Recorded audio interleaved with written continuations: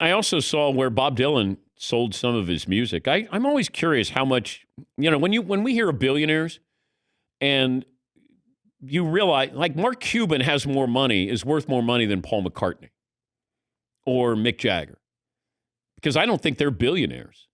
And remember when Michael Jackson bought the Beatles music, their catalog, for $400 million? And you think, wow, at the time it seemed like a whole lot of money. And Paul even said to Michael Jackson, I believe, you should buy our catalog. It'd be a great investment. And then Michael did it. And then I think the Beatles wanted it back after that. But Bob Dylan sold his catalog for, what, a couple of $100 million here? Yeah, Paulie?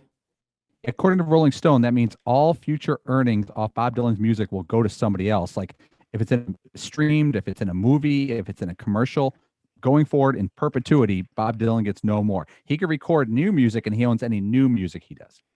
Oh, yeah, I don't think anybody's going to use his new music, but he certainly had. But, like, I'm always curious what they use a song for.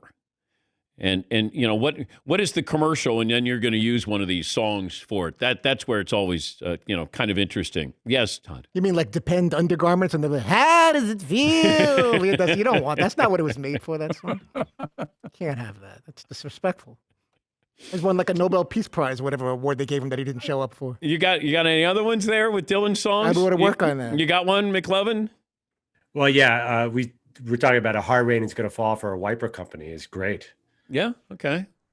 Yeah, Rain-X. Rain-X is going to have Dylan. How much would it cost to use Dylan's song, or just a portion of a song, a clip from a song? Ask Darius. Oh, yeah.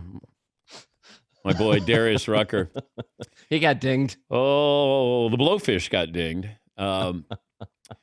We were in Vegas, and they were getting ready to do a show, and then their manager, Rusty, says, hey, everybody, come here into a hotel room. And I was there, and then he said, oh, you can come in. You can hear this. And all of a sudden he says, we owe Bob Dylan $200,000. And I was like, oh, boy, this is going to be good. They took a line or two from Tangled Up in Blue from Bob Dylan. And Bob's lawyer said, that'll cost you $200K. We appreciate the yes, shout. Thank you. You can make that check payable to... And then Darius, a couple of decades later, records Wagon Wheel, written by Bob Dylan. And here he is making Bob Dylan even more money. But it cost Hootie the Blowfish $200,000 to take a little snippet out of that with Bob Dylan. Yeah, McLovin. Do you think it's fair that, like, the great musicians of the 70s, do you get sad when their songs are in commercials? I don't know if Led Zeppelin is in car commercials, but it seems like a commercialization of a great rebellious rock movement. When you hear like a Dylan song in a car ad, it's going to be depressing.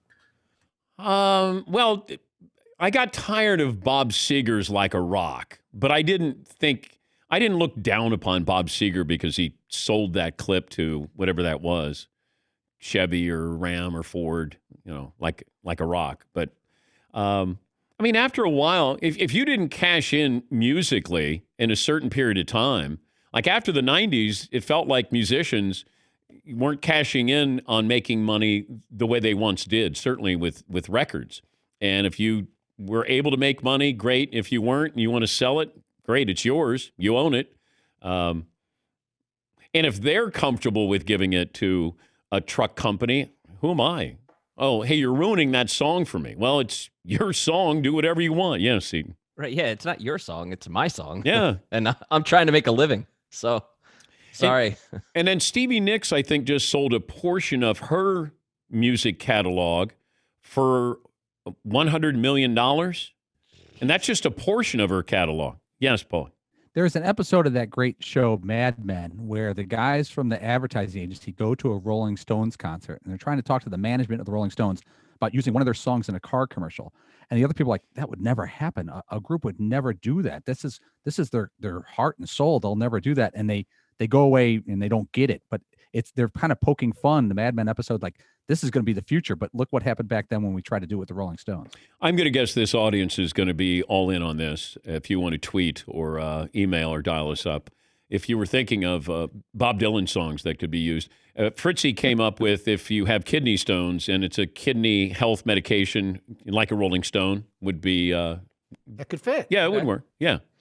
You could do Weight Watchers and Ballad of a Thin Man. Okay. That would work.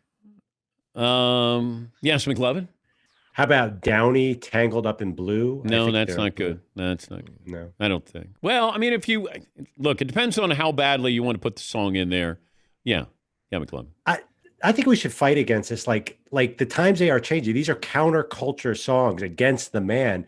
Commercial songs are the man. Like The it's just Timexes, they are a change. Yes. like it's there you totally go. washed out the meaning of everything Bob Dylan meant 60 years ago. Yeah, but if whatever it he's was. okay with it, then we should be okay with it.